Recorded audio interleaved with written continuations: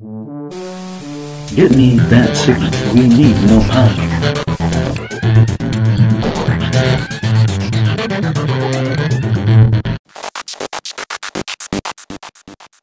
Yeah, good to be here. Love it where we're from, but we can't get where we're at. So, you know. There you go. Yeah, season 4. Yeah. How's the journey going to be? Wild and crazy, and I think a little, as dark can get. Going in, I look at myself as my job is going to get harder because with Nick not having the powers.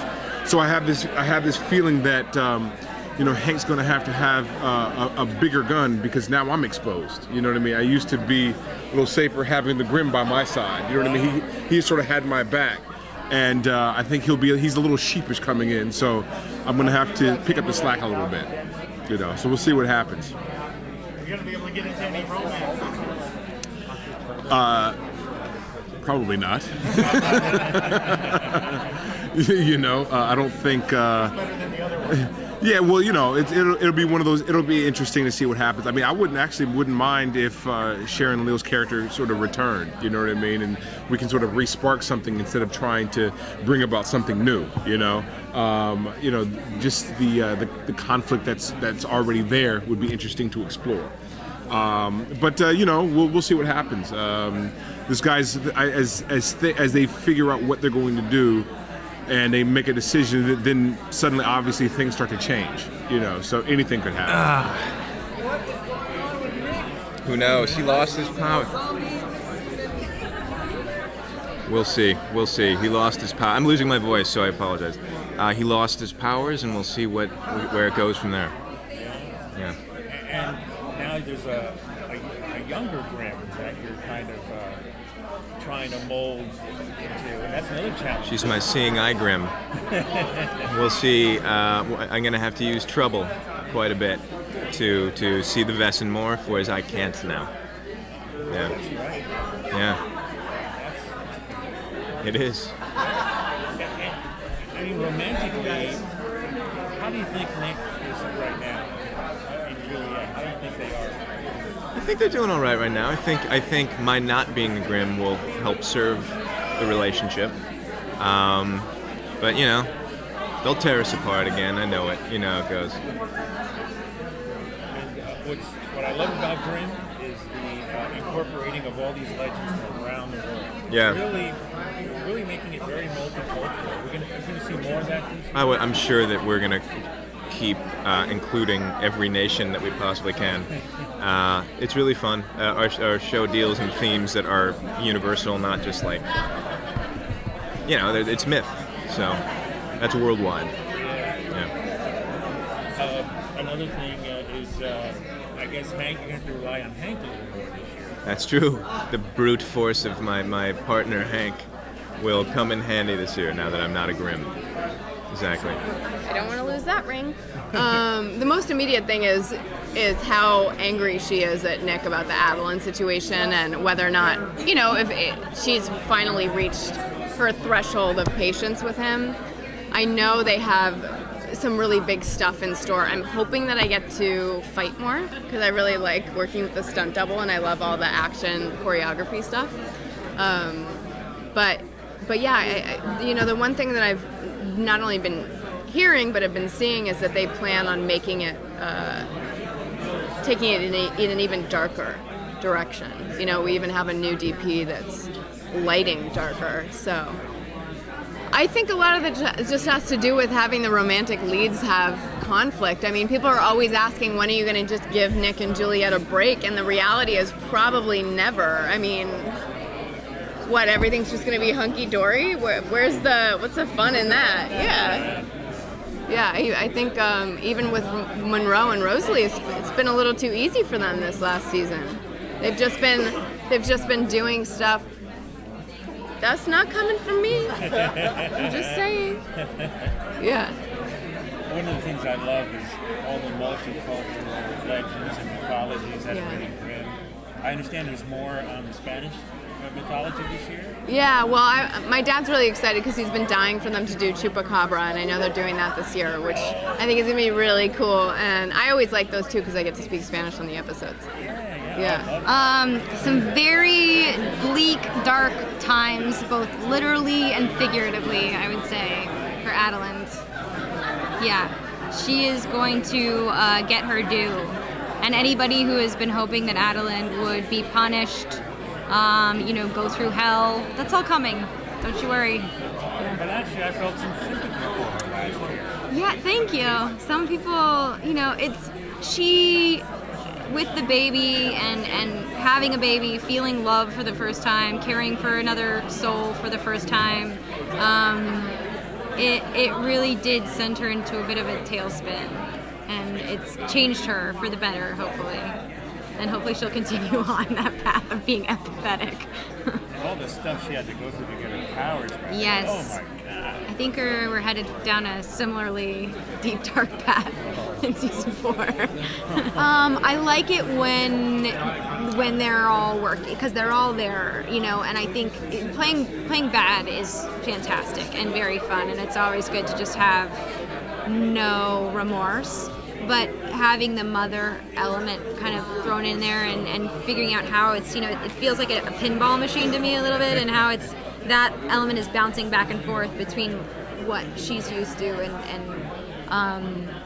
so yeah, I would say that the dynamic of figuring out how to be evil or, while also caring for people again. So what do you think's in store for her in the captain?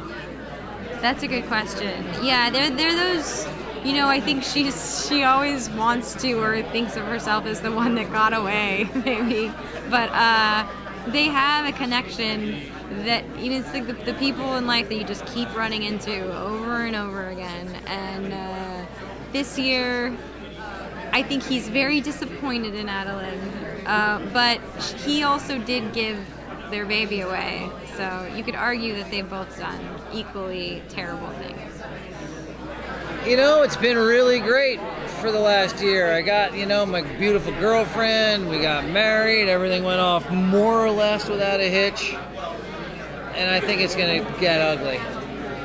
That's what I think. I don't know, but I can't imagine it can't just be like squeezy, pokey, smoochy, there's a little trouble with the parents, it's like, nah, I think it's gonna get dark. I don't know, we were talking about that, like, we're gonna try to find our way to a honeymoon, but something tells me that we'll be running into some obstacles. And then there's Nick not being a Grimm anymore either. That's major.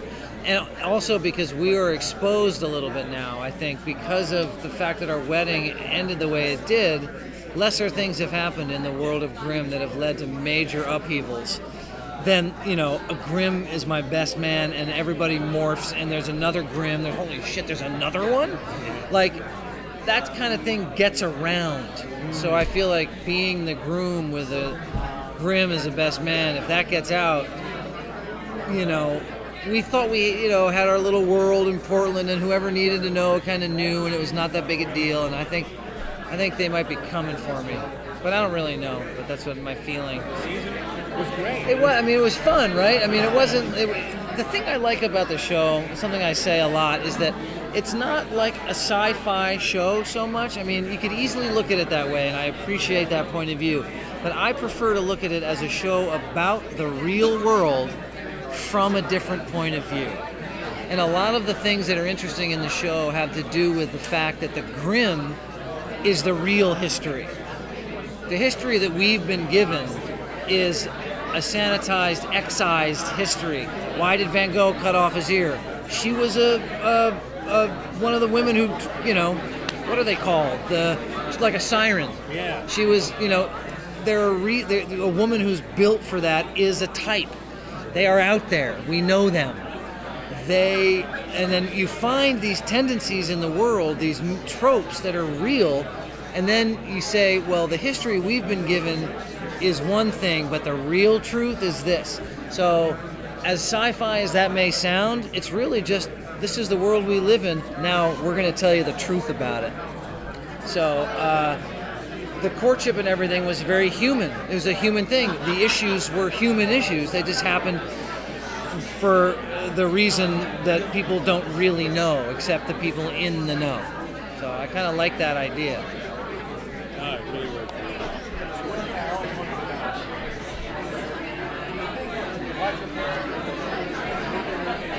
Who? Hey, if you're really good at it and you're dealing with like, you know, heirlooms that are worth millions, and I'm the only guy who knows how to do it because Uncle Olaf, I have this piece that can fit into the ancient Cartier or the ancient, there's some German clocks, you know. I mean, I've thought about this, and I don't think it's like you're rolling in it. Hey, kiddo. Hey, I'm coming over here. You're gonna crash my party? I'll let you. You know, I don't think you're rolling in it, but I do think that if you really do have an old world connection to like orology and you know how to do stuff other people don't know how to do, it's possible to live well. It's crossed my mind though, believe me. Thank you guys. Thank you, Silas. Hello. Hi.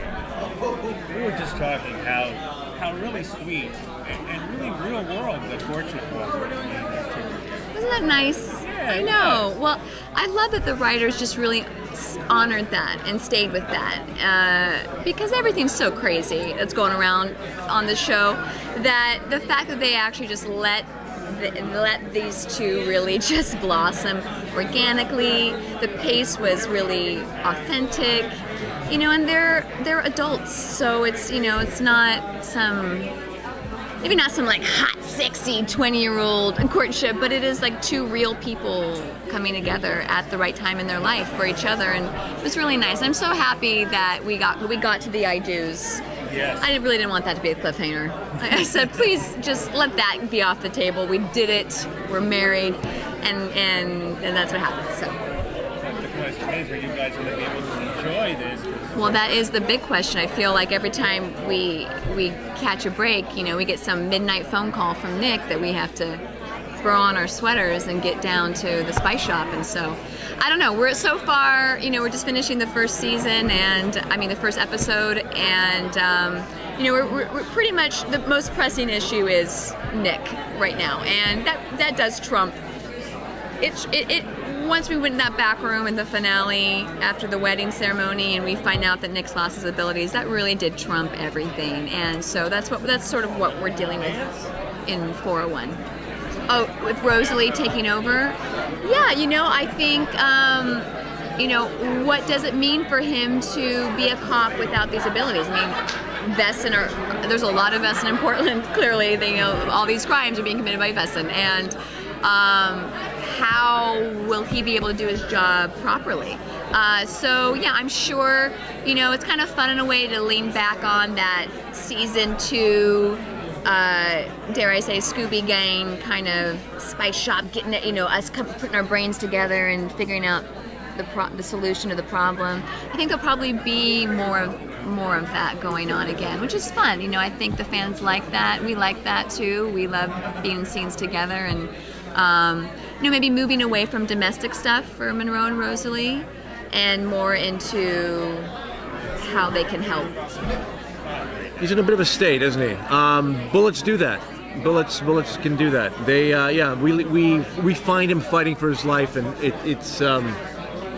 gets pretty gruesome. It's very bloody, and it's very touch and go. And we'll see. Hopefully, if he recovers, there'll be some big changes in the character. But we'll see what happens. I haven't really seen too far into the season yet, but there's yeah. Well, there's a lot to contend with in the beginning. Not to mention the whole hierarchy of the family now. It's kind of up in the air. Yeah. Well, you know, that royal family is is definitely something to contend with. I mean, there's a lot of politics that are going to have to take place, but it just seems like they're constantly one-upping each other. You know, like again, then they come back and back and forth. So we'll have to take care of it once and for all, I think. I find it hard to envision him with all the responsibilities and all the duties that he has, because, you know, not only is he in charge of the police, but he's also in charge of the sort of subterranean Vesson world, and then in addition to that, trying to get himself into this position of power in the royal world. And there's so many things that he's constantly preoccupied with. I just can't imagine how he would fit a healthy relationship in there. And he's a dad. Oh God, a bit of a deadbeat dad. Yeah.